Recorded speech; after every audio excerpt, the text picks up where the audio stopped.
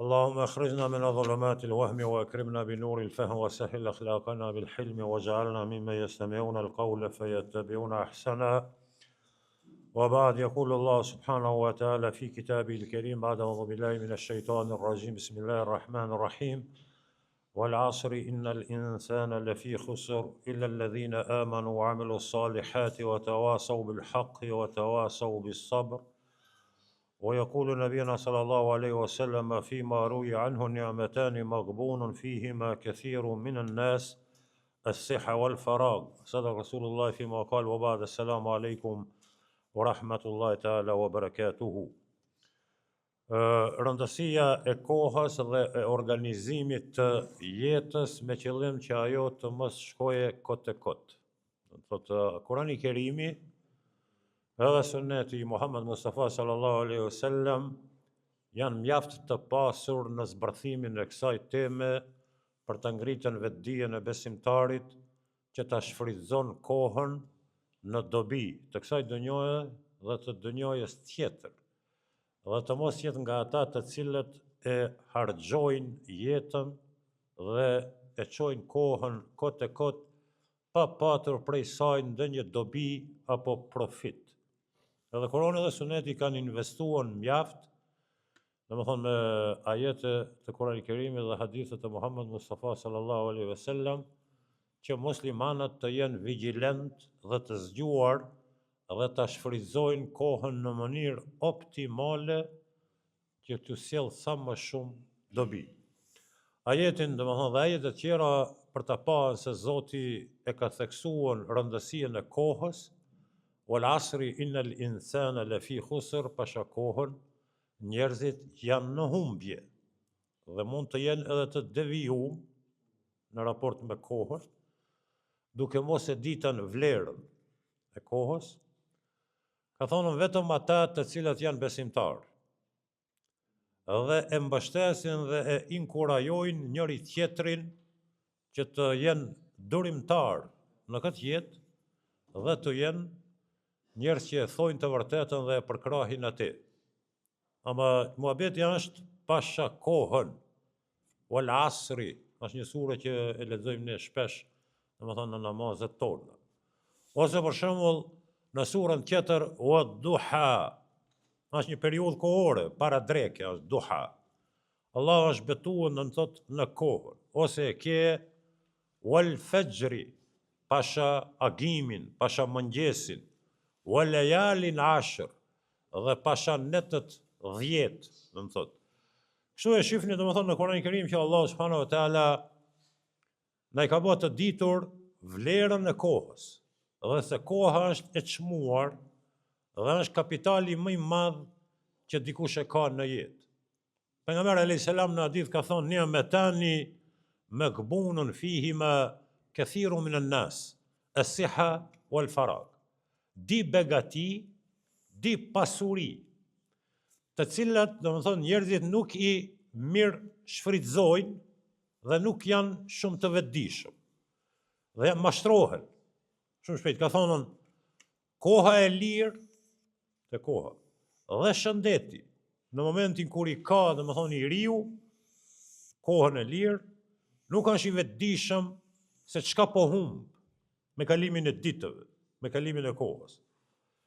Dhe për shembull mas pak viteve, domethënë kur hi në moshën e pleqërisë, fillon të ndjehet i penduar, i pikëlluar, i pakënaqur për të kaluarën e tij kur ishte i ri, kishte shëndet dhe kishte kohë të mjaftueshme, të cilën nuk e ka shfrytzuar sikur që nuk shfrytëzohet edhe sot nga shumica dërmuese e qytetarëve. Për faktin se pejgamberi alayhis salam në hadith ka thonë, dim mirësi dhe begati të cilat nuk shfrytëzohen në mënyrë të duhur të mjaftueshme, që të kapitalizohen, ka thonë shëndeti edhe koha e lirë. Edhe ju e shihni gjeneratat e reja, gjithandej nëpër botë, sa nuk janë të mirë njohur dhe sa nuk janë të vetëdijshëm për shfrytëzimin optimal të kohës së lirë.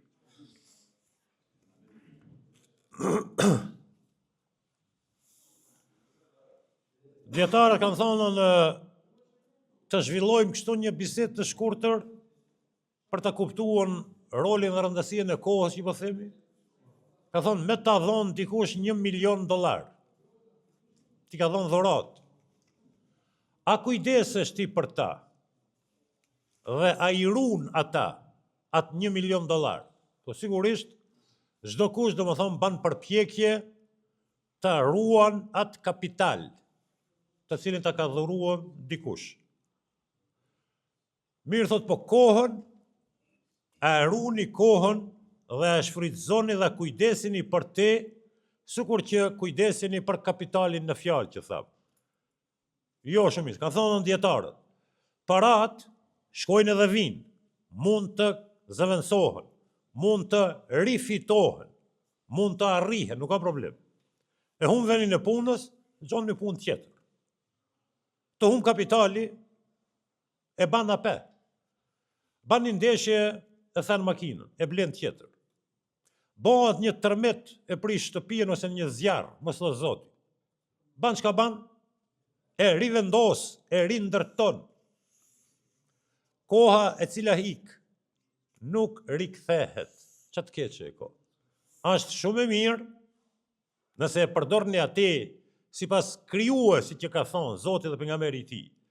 Çdo çast që kalon, fatkeqësia është se ai më nuk kthehet në jetë kur. Tash këto kanë thonë, nëse për kapitalin kujdesesh dhe e din vlerën e tij dhe ban përpjekje të ruajsh ose ta shfrytëzosh, i cili i tham është i zëvendësueshëm, nuk është problem. Po koha e cila nuk rikthehet asnjëherë, ti nuk po tregohesh shumë i vetëdijshëm. As nuk je të e ditën vlerën dhe rëndësinë e kohës me të cilën njerëzit kanë arritën suksese edhe atë majet e sukseseve nga kjo kohë. Do thonë koha është në disponim të barabartë për mbar qytetarët në glob. Jeta i ka 24 orë. Për atë që është banor, do më thonë vendeve malore, në fshat, në qytet, i pasur, i varfër. Sikur ai që është i ditur dhe i arsimuar, me atë që nuk është i arsimuar, sikur ai që ka shëndet dhe s'ka, koha është 24 orë, për të gjithë barabartë. Pyetja është kush din ta kapitalizon, ta shfrytëzon atë në mënyrë optimale, ta organizon atë të përfiton prej saj, apo ta harxhon në media sociale, në telefon, në televizor, në kafe, në qarshi, bolevare, zgjohet vonë, rri vonë, me shoqni të keqe të devijuar, pa ndonjë qëllim në jetë. Nuk ka orientim, nuk ka kible në jetë. Nuk ka plane të cilët don t'i arrijë, plane të cilët i ndjek me dinamik, me entuziazëm, me vullnet, që don ta kapitalizon. Di begati, shumica e njerëzve nuk janë të vetëdijshëm për kapitalin, thesarin dhe pasurinë e tyre, shëndeti dhe koha e lirë.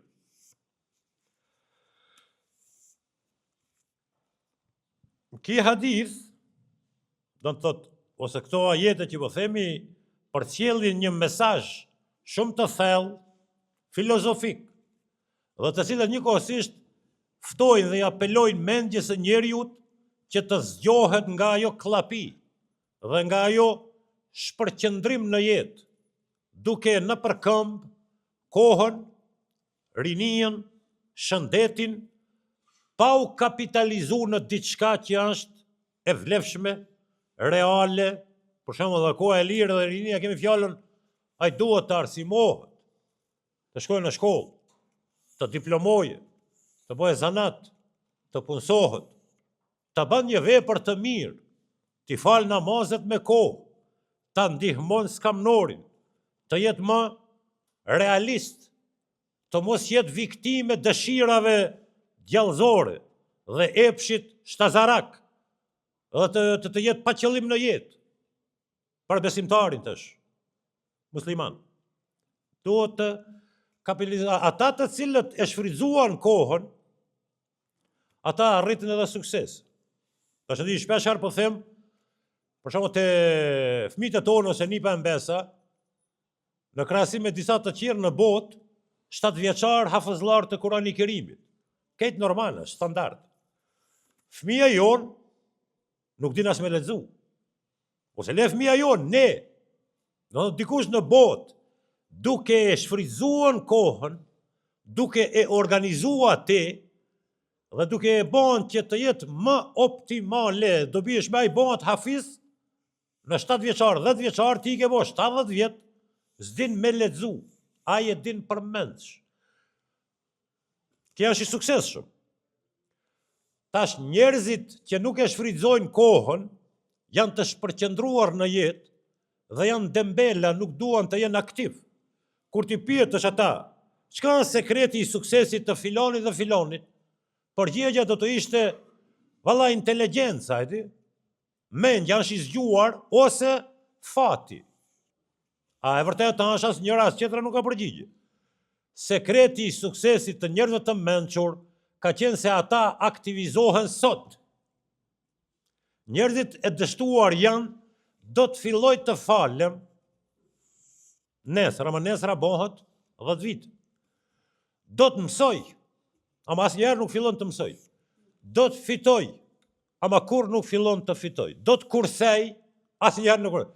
Domethënë gjithnjë shtin problemet për një të nesërme, të cilën ai nuk e menaxhon, as nuk e posedon, jeta është tradit, e djeshme që ka kaluar, se ke, domethënë në pushtet, e nesërmja që se din na e arrin, dhe e sotshme, në të cilën kërkohet të jesh aktiv. Krejt sot do të mi vonë.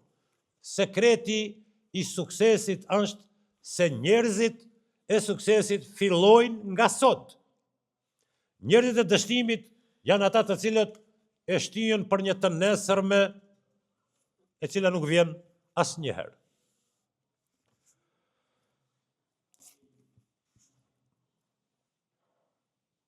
Tash një njeri që e ka mbush një mosh, 80 vjeçar, 90 vjeçar, 70 vjeçar, edhe me pas mundësi me zhvillu një bisedë dhe me parashru pyetjen me i thonë sikur të kthehesh edhe një herë i ri.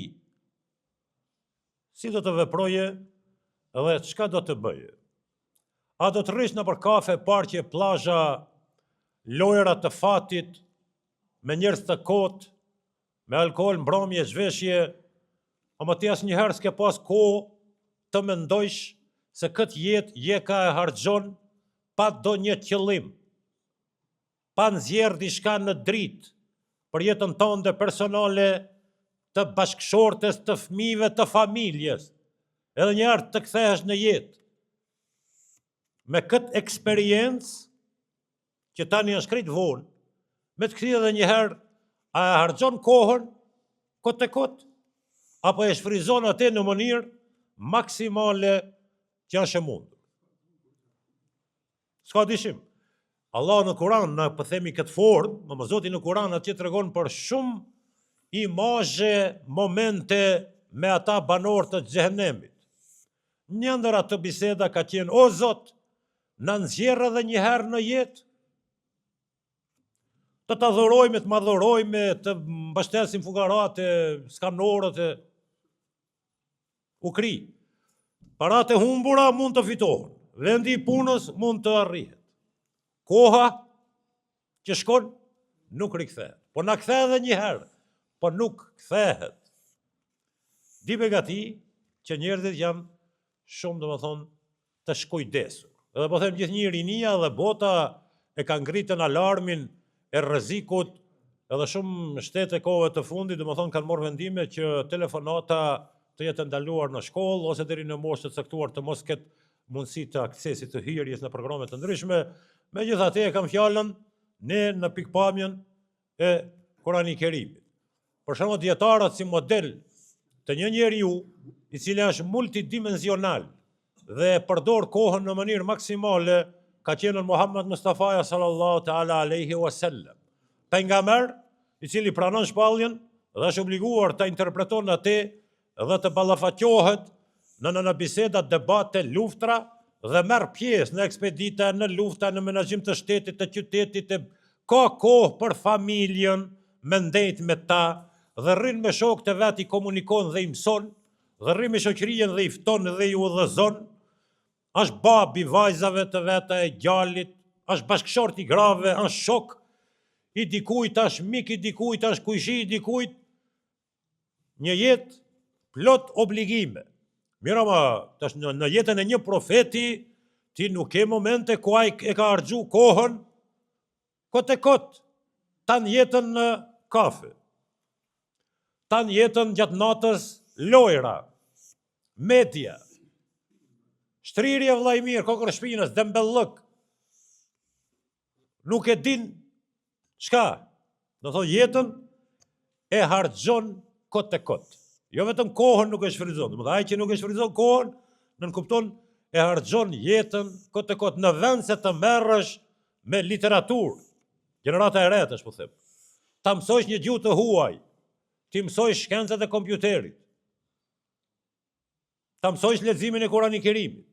Ta mësojsh pjesë të surave të kaptinëve ose të bëhesh hafiz.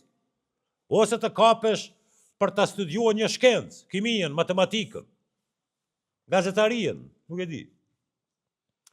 Të themelojsh në një shoqat, në një aktivitet, të krijojsh një shoqëri, me të cilën domethënë bën një punë, si them, humanitare dhe vullnetare në shoqëri. Të përmirësojsh karakterin, sjelljen, ta ndryshojsh mendjen, ta ndrojsh shoqërien. Shoqërimi me të këqij pejgamberi alayhis salam në hadith ka thonë el mar'u ala dini khalili. Njeriu e ndjek fen e shokëve dhe të miqve. Po u shoqërove me njerëz të devijuar, me njerëz skandaloz, të amoralshëm, dembela, të papun, pa arsim, që nuk janë të hajrit të shtëpisë vet, edhe harxhon kohën në përmbrëmje, lokale, organizime, shëtitje, alkohol, zino grupore, drog. Ta merr mendja, njeriu është në fen e shokëve. Ti domethënë duhesh të merresh si vajzë e re dhe djalë i ri, ta ndrojsh mendjen, ta ndrojsh sjelljen, ti ndrojsh rrugët. Rruga që të çon në prostitucion, duhesh me ndruar me rrugën e cila të çon në moral. Rruga e cila të çon në skandale, afera, duhesh ta ndrojsh me rrugën e cila të çon në xhami, në fakultet, në familje, në punë. Kish përqendrim i madh. Kjo mos kujdesi. Rritan natën, flitan ditën. Shoqërohu me njerëz të devijuar, të gabuar, edhe me në telefon 24 orë, pa libër, pa provim, pa dituri, pa lexim, pa Kur'an. Çka ta merr mendja, çka është kvaliteti i një vajze dhe djali të tillë dhe të atill. Aty kur ta shif një djalë edhe vajzë, që është i diplomum, i moralshëm, punëtor, vigjilent, aktiv, hafiz i Kuranit, 5 vakte namaz, me shoqëri të mirë, me miqësi, me shoqe, me gruaje, kam fjalën dhe fëmijët e tij.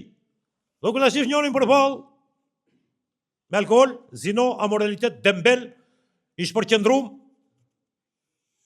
mendoj dallimi janë si nota edhe dita. Prej ka dalin efekte, rezultate dhe kvalitete prej menaxhimit të kohës, organizimin e organizon kohën, e shfrytëzon atë në mënyrë optimale, e organizon, e menaxhon dhe bën dobi për çdo ditë. Për sa pejgamberi alayhis salam në hadith ka thonë: "Khairul a'mali ma qalla wa dal." Me një hadith tjetër: "Khairul a'mali adwamuha." Veprat më të mira janë ata të cilat janë të vogla, por të vazhdueshme për ditë. Ti për ditë e lexon nga një xhuz Kur'an. Jo më tepër. Ti për çdo ditë i fal 5 kohë namaz, me disiplinë, me bindje. Mos le namaz me të hikën, se nuk ja vlen. Nuk ka asnjë arsye ti e me të hik namazi si vajzë e re dhe djalë i ri, kudo që je. shëndetin e ke, shëndetin mental dhe fizik, kushtet i ke, edhe kohën e ke në dispozicion. Pse këtë bota të adhurojnë Zotin dhe të qëndrojnë lojal mbi parimin e bindjes, pse ti e me tik namazi? Përrestroj këtë pyetje, pse unë nuk falem i rregullt? Çka mungon muje? A kam shëndet? Po. Vetdije? Po. Kohën e kam, të gjitha i kam. Pse unë të mos e adhuroj Zotin? Pse të jetoj në jetë si tradhtar, i cili e ka tradhtuar betimin e dhënë Zotit? Shumë thjesht.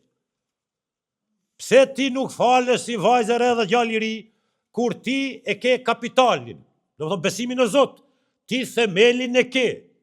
Kur themelin e ke, ti je besimtar. Ti je besimtare, ti e ke dritën e Zotit në zemër. Pse ti s'falesh?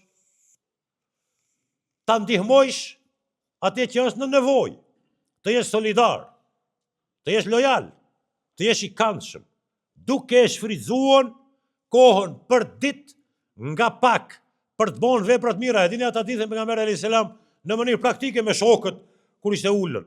Cili tha prej juve, për shembull, e ka vizituar sot një të sëmur?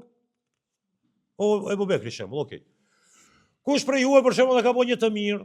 Do të thonë vepra të vogla, por që janë të vazhdueshme, e ushtrojnë dhe e stërvitin besimtarin për të nejtë në rrugën tarikul mustaqim, të mos devijojsh. Garanca është vepra. E keni pa, ka disa njerëz vetëm ankohen, qahan, prej punës, prej shefit, profesoris ma dha notën, ai nuk më deshti, ki me boni të keqën, tan jetën ankohen dhe kritikojnë. Ama as njëherë nuk aktivizohen. Do të thonë, njoni është kësi profile, edhe nëse i marrin di shok, njoni tan jetën kritikon të tjerët, dhe të tjerët i fajson dhe ankohet vazhdimisht, ama nuk aktivizohet as njëherë me bon punë vepër. Tjetri në çato rrethona ban punë të vogla me të njëjtën tempo për çdo ditë.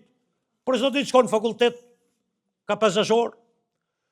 Mas 5 viteve, i pari ka mbet në vend, me kritika të i fasu të tjerët, të kërkuan kujt unë drejtsinë. Tjetri që ka hesht, por ka vepruan, e ka përmisuan, domethënë, statusin e tij dhe jetën e tij.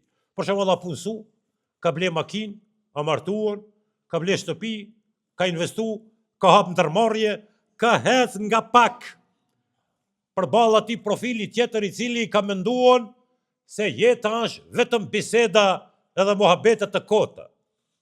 Për ata pejgamberi alayhis salam në hadith po them, punët më të mira janë ata të cilat janë të vazhdueshme, me të njëjtën tempo për ditë, me të njëjtën disiplinë. Nga pak ndryshohet, më ngur, ama bëhet mur, prej muri bëhet shtëpi, kala bëhet. Nëse nuk e vlerëson gurin e parë, ti nuk e vlerëson as kalajën nesër, se nuk ke kapacitet me menduar, domethënë, të ardhmen me organizuar. Dhe domethënë, veprat e ndryshojnë statusin e njeriu. Për shembull, është një njeri i cili ka pi alkool. Tash jo alkoolin duhet me lanë, me bo muhabet, po duhet me lanë me praktik, duhet me lanë. Ç'ki ndryshon? Është një njeri i cili nuk fal namaz, nuk lexon Kur'an, as nuk agjeron. Për të ndryshuar, duhet të ja filloje të fal namaz prej sot. Prej sot. Kushti më problem në jetë. A e lave për nesër, ta dini që nuk bëhet. Ajo tregon që ju s'jeni as të vetëdijshëm, as nuk jeni serioz në atë që po thoni. Çdo gjë fillon nga sot. Fillon falësh, e përkujton Allahun Dhul Xhelal. Dhe koha, shfrytëzimi i saj e merr peshën kur kuptoni se jeta e ka një të keqe, është e përkohshme. Njerëzit jetojnë mesatarisht 60 vjeçar, 80. Një pjesa tjetër nuk e arrin atë as mosh. Kupton që kjo është shumë e përjetshme. Edhe vdekja që ne e përjetojmë tek të tjerët, ishte vrarë, ishte mbitën në deshje, në ujë, në kujt unë, ama njeriu ka si psikologjia e mendon vdekjen për të tjerët, asnjëherë nuk e mendon vdekjen për veten e tij. Se edhe ne nesër vdesmi në një formë dhe të tjerët na i bojnë muhabetin një 2 minuta maksimum. edhe zhdukësh nga kjo histori. Këtë keqe e ka, për të kuptuar se duhet me shfrytzuar sotën, jo nesërën, se nuk ke kohë, të nesërën askush nuk të garanton. Pendohem nesër, ama nesër mund të jesh në tokë. Nesër filloj të falem, ama mund të mos jesh mbi tokë. Nesër e braktisi rakijen, ama je në varr. Njerëzit e suksesshëm fillojnë nga sot. E organizojnë kohën, e shfrytëzojnë atë, dhe më thonë nevojnë të jetë më kapitale dhe më e dobishme për jetën dhe jetën tjetër.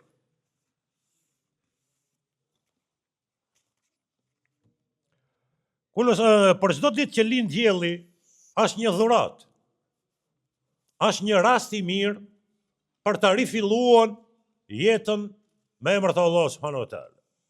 Po më për çdo ditë që perëndon dielli nga një pjesë e jetës ka hik. Duhesh me mod mirë, a ka lindja je këtu? Do më thonë, iftar i asaj që kur lind mëngjesi qosh me atë lutjen profetike, o Zot, të falenderoj që edhe sot ma ke dhuruan këtë ditë, të mirë, mu knash të të dhuruan, e të punu, e të mësu, e të bo zjarete, e muhabete, se Allah ka thonën, jeta është knaqësi, knaquni në jetë, ama është shkurt, nëse din me shfrytzu atë. Mëngjesi, është një rast i mirë për një rifillim. Ama mbromja, është një ditë ka hike cila nuk rikthehet. Namazet që të kanë bet, sjellja e keqe me babën e me nonën, alkoolin që e ke pi, rrenën që e ke bo, mashtrimi, tradhtia, lakmia, shejtani, tjetri, dili perëndoi këto sende kanë bet, nuk rikthehet. Çat keqe e ka. Ne jemi në një rrugë shumë të gjatë, prej atje ku ka filluar domethënë procesi krijimit ton, dhe besimtari ka qëllim me arritën në instancët e fundit në xhennet. Kjo qëndrimi jo në tokë është e barabartë me një pushim ku i mindal me e pi një kafe. Nëse nuk je i vetëdijshëm, të lën për shtypja aeroporti, habites në aeroport, aeroplonit hik. Ti si ke pas qëllimin në aeroport, as në Bahnhof, jeta është aeroport, Bahnhof jenal një moment.